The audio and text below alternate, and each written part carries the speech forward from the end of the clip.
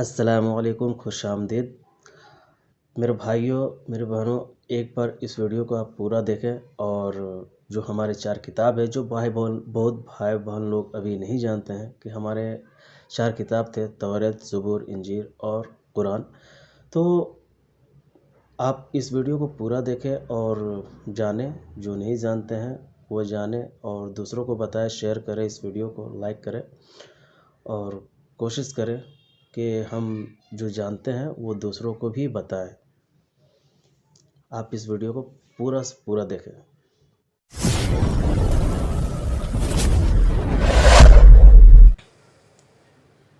چار کتاب تھی، 4 کتاب۔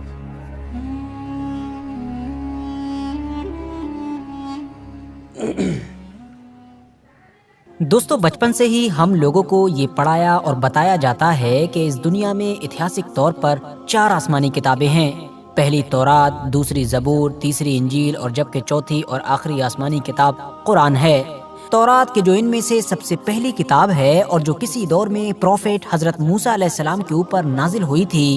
اس کے ماننے والوں کو، یا پھر یہ کہیے کہ اس کتاب کو فالو کرنے والے لوگوں کو آج کے دور میں یہودی کہا جاتا ہے، جبکہ انجیل کو فالو کرنے والے لوگوں کو عیسائی مطلب کہ کرسچن کہا جاتا ہے، اور آخر میں قرآن کو فالو کرنے والے لوگوں کو مسلمان کہا جاتا ہے۔ مگر اب سوال یہی ہے کہ بھئی تورات، انجیل اور قرآن کا تو سمجھ میں آ گیا، لیکن یہ زبور کہاں چلی گئی؟ آخر زبور کے ماننے والے لوگوں کو آج کے دور میں کیا کہا جاتا ہے، اور اس کے ماننے والے لوگ کہاں رہتے ہیں؟ کیا وجہ ہے کہ ان تینوں کتابوں کو لے کر تو اکثر چرچائیں کی جاتی ہیں، اور ہم لوگوں کو کافی ڈیٹیل میں ان تینوں کتابوں کے بارے میں بتایا اور سمجھایا بھی جاتا ہے، مگر زبور سے ریلیٹڈ شاید ہی کبھی کوئی چیز ہم لوگوں کو بتائی جاتی ہے؟ تو اب سوال یہ ہے کہ کیا آج کے دور میں زبور نام کی یہ کتاب کسی بھی حالت میں ہماری اس دنیا میں موجود ہے بھی یا پھر نہیں؟ اور اگر موجود ہے تو کس حال میں ہے، اور اس کے اندر کیا لکھا ہوا ہے؟ تو دوستو، اپنے ان سارے سوالوں کے جواب جاننے سے پہلے ہم لوگوں کے لیے یہ سمجھ لینا ضروری ہے کہ آخر زبور نام کی یہ کتاب کب نازل ہوئی تھی،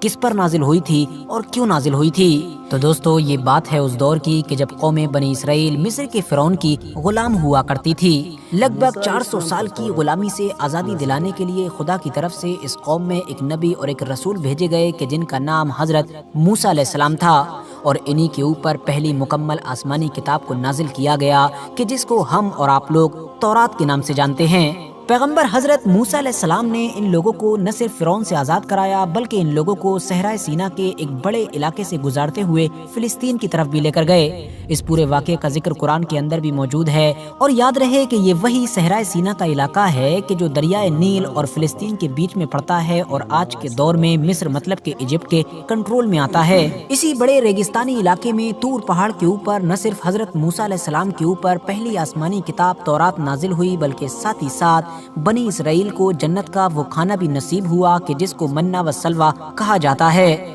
حضرت موسیٰ علیہ السلام کا دور لگ بھگ 1500 عیسیٰ پورو، یعنی کہ حضرت عیسیٰ علیہ السلام سے 1500 سال پہلے کا، اور آج کے حساب سے لگ بھگ 3500 سال پرانا بتایا جاتا ہے۔ پروفیٹ حضرت موسیٰ علیہ السلام کے دور میں تو نہیں، مگر پھر ان کے بعد حضرت یوشع بن نون کی کمان میں بنی اسرائیل کے لوگ فلسطین کو حاصل کرنے میں کامیاب ہو گئے تھے۔ اس کے بعد کچھ اور وقت گزرا، اور پھر یہاں پر حضرت داؤد علیہ السلام کی حکومت قائم ہو گئی، وہ اس طرح سے کہ ویسے بنی اسرائیل کے جو بادشاہ ہوا کرتے تھے ان کا نام حضرت طالوت تھا، مگر ہوا یہ کہ اس دور میں جن لوگوں کا فلسطین پر راج ہوا کرتا تھا وہ قوم نہ صرف بہت زیادہ ظالم تھی بلکہ طاقتور بھی تھی۔ دوسری طرف یہ جو قوم بنی اسرائیل تھی، یہ نہ صرف ان کے مقابلے میں کافی کمزور تھی بلکہ مالی طور پر بھی کافی غریب تھی۔ فائنلی ایک بڑی جنگ میں ان دونوں کا آمنا سامنا ہوا، اور اپنی طاقت کے نشے میں چور فلسطینی ظالم قوم کی طرف سے یہ اعلان کیا گیا کہ ہمارے صرف ایک ہی سپاہی کہ جس کا نام جالوت ہے، اس کو جو بھی ہرا دے گا تو پوری کی پوری یہ زمین ہی تم لوگوں کے حوالے کر دی جائے گی۔ نہ صرف زمین بلکہ وہ تابوت سکینہ بھی تم لوگوں کو دے دیا جائے گا کہ جو تمہارے لیے بہت زیادہ مقدس مطلب پوتر ہے، اور جس کے اندر حضرت موسیٰ علیہ السلام یا پھر حضرت ہارون علیہ السلام جیسی بڑی ہستیوں کے تبرکات موجود ہیں۔ حضرت طالوت جو بنی اسرائیل کے سردار تھے، انہوں نے اپنی قوم کے سامنے یہ اعلان کیا کہ تم میں سے جو بھی انسان اس جالوت کو ہرائے گا، میں نہ صرف اس کے ساتھ اپنی بیٹی کی شادی کر دوں گا، مطلب نکاح کرا دوں گا، بلکہ وہی بنی اسرائیل کا اگلا بادشاہ بھی ہوگا۔ حضرت داؤد علیہ السلام کے جو اس دور میں کافی کم عمر ہوا کرتے تھے اور بکریاں چرایا کرتے تھے، وہ فوراً آگے آ گئے، اور نہ صرف آگے آئے بلکہ انہوں نے ایک وار کے ذریعے سے ہی اس جالوت نام کے بڑے سے خطرناک انسان کو ہرا ڈالا۔ ایک ہی وار میں یہ زمین پر جا گرا۔ نتیجہ یہ ہوا کہ فلسطینی لوگ جنگ ہار گئے اور فلسطینیوں کو اپنی زمین بنی اسرائیل کو دینا پڑی۔ وعدے کے مطابق حضرت طالوت کی طرف سے بنی اسرائیل کے اگلے بادشاہ بھی حضرت داؤد علیہ السلام بنے، اور حضرت داؤد علیہ السلام نے اس علاقے پر اپنی نہ صرف ایک عظیم الشان بلکہ طاقتور سلطنت قائم کی۔ یاد رہے دوستو کہ حضرت داؤد علیہ السلام کے دور تک بھی ان سبھی لوگوں کی جو شریعت تھی وہ حضرت موسیٰ علیہ السلام کی ہی شریعت تھی، اور یہ تورات کو ہی فالو کیا کرتے تھے۔ حضرت داؤد علیہ السلام نے ہی پہلی بار بنی اسرائیل کے لیے ایک ایسی بلڈنگ کو تیار کروایا کہ جس میں خاص طور پر عبادت وغیرہ کی جا سکے، اور اسی بلڈنگ کے اندر ہی اس تابوت سکینہ کو بھی رکھا گیا کہ جو بہت زیادہ مقدس اور پوتر سمجھا جاتا تھا۔ یہ دراصل وہی بلڈنگ، وہی عمارت، یا پھر یہ کہیے کہ وہی عبادت گاہ تھی کہ جس کو آج کے دور میں ہم سب لوگ ہیکل سلیمانی کے نام سے جانتے ہیں۔ ہیکل سلیمانی اس عمارت کا نام اس لیے پڑا کیونکہ اس کی بنیاد بھلے ہی حضرت داؤد علیہ السلام نے رکھی تھی، مگر اس کو کمپلیٹ حضرت سلیمان علیہ السلام نے کروایا تھا، جو حضرت داؤد علیہ السلام کے بیٹے اور اس سلطنت کے اگلے بادشاہ اور اگلے نبی بھی تھے، اور انہی کی نسبت سے اس بلڈنگ کا نام ہیکل سلیمانی پڑ گیا۔ یاد رہے دوستو کہ یہ وہی عمارت ہے کہ جس کو آج کے دور میں بھی بہت سارے یہودی لوگ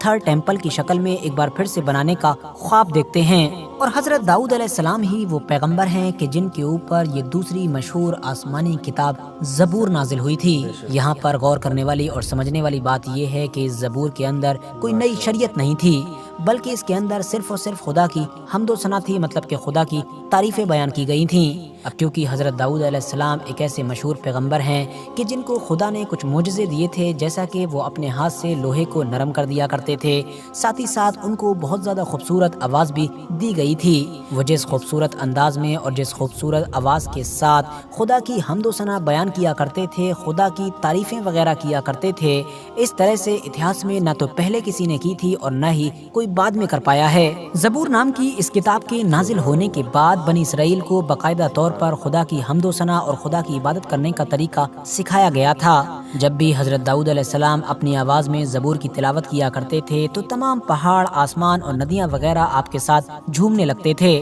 انسان تو انسان، پرندے بھی آپ کی تلاوت کو سنا کرتے تھے، اور لوگوں کو یہ محسوس ہوا کرتا تھا کہ مانو وہ دنیا میں ہی جنت کی آواز سن رہے ہیں۔ مگر دوستو، جیسا کہ میں نے آپ کو پہلے ہی بتایا کہ زبور نام کی اس کتاب میں کوئی نئی شریعت نہیں تھی، نہ تو اس کے اندر شریعت کے احکام موجود تھے اور نہ ہی دوسری آسمانی کتابوں کی طرح اس میں تاریخ مطلب کہ اتہاس موجود تھا، اور نہ ہی اس کے اندر پریڈکشنز مطلب کہ پیشن گوئیاں موجود تھیں۔ اس کتاب کے ذریعے سے کسی نئی شریعت کی یا پھر کسی نئی سوسائٹی کی بنیاد نہیں رکھی جا سکتی تھی، اور یہی وجہ ہے کہ حضرت داؤد یا پھر حضرت سلیمان علیہ السلام کے دور میں بھی تورات کو ہی فالو کیا جاتا تھا، اور حضرت موسیٰ علیہ السلام کی شریعت ہی لمبے وقت تک چلتی رہی تھی۔ زبور کے اندر تو صرف اور صرف خدا کی تعریف مطلب کہ خدا کی حمد و ثنا موجود تھی۔ حضرت داؤد علیہ السلام کے چلے جانے کے بعد وہ خاص اور خوبصورت آواز تو نہیں رہی، مگر زبور کا جو کلام تھا وہ یہودیوں کے پاس موجود رہا، اور اس کو وہ خدا کی عبادت کے لیے ہیکل سلیمانی میں پہلے بھی پڑھا کرتے تھے اور آج بھی پڑھتے ہیں۔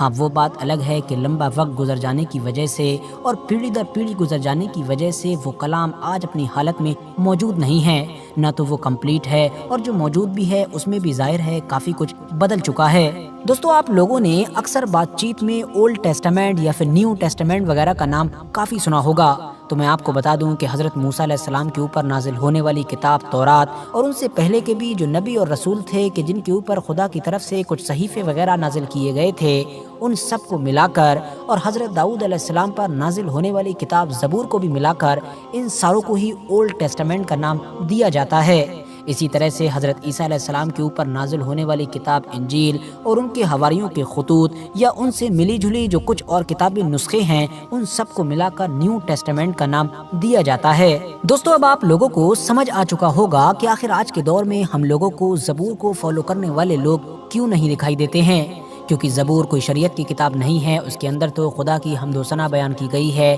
اور خدا کی عبادت اور خدا کی تعریف تو ظاہر ہے دنیا کا لگ بھگ ہر مذہب اور ہر فرقہ کرتا ہے۔ فی الحال بات کریں اگر اتہاس کی تو حضرت داؤد علیہ السلام اور حضرت سلیمان علیہ السلام کے چلے جانے کے بعد اب بنی اسرائیل مطلب کہ یہودیوں میں دھیرے دھیرے بگاڑ آنے لگا۔ یہ لوگ جادو ٹونا، سود خوری اور ظلم وغیرہ میں پڑ گئے تھے۔ اس کے علاوہ یہ لوگ پیسوں کے بدلے میں یا پھر اپنے ذرا سے فائدے کے لیے تورات وغیرہ میں بدلاؤ بھی کرنے لگے تھے۔ نتیجہ یہ ہوا کہ ان لوگوں کی اصلاح کے لیے انہی میں سے ایک آخری پیغمبر حضرت عیسیٰ علیہ السلام کو بھیجا گیا۔ ان کے اوپر بھی ایک کتاب نازل ہوئی کہ جس کو انجیل کے نام سے جانا جاتا ہے۔ یاد رہے کہ اس کتاب کے ذریعے سے یہ ایک نئی شریعت تھی، مگر یہاں پر بھی غور کرنے والی بات یہ ہے کہ اس نئی شریعت میں بھی حضرت موسیٰ علیہ السلام کی شریعت سے کافی سملیرٹیز تھیں۔ مطلب اس کتاب کے اندر زیادہ تر انہی چیزوں پر زور دیا گیا تھا اور انہی چیزوں کے احکام آئے تھے کہ جن چیزوں کو لے کر بنی اسرائیل میں بگاڑ آ چکا تھا یا پھر جن چیزوں میں وہ لوگ غلط کام کر رہے تھے۔ فی الحال دوستو آج کے اپنے ویڈیو کو ہم یہیں پر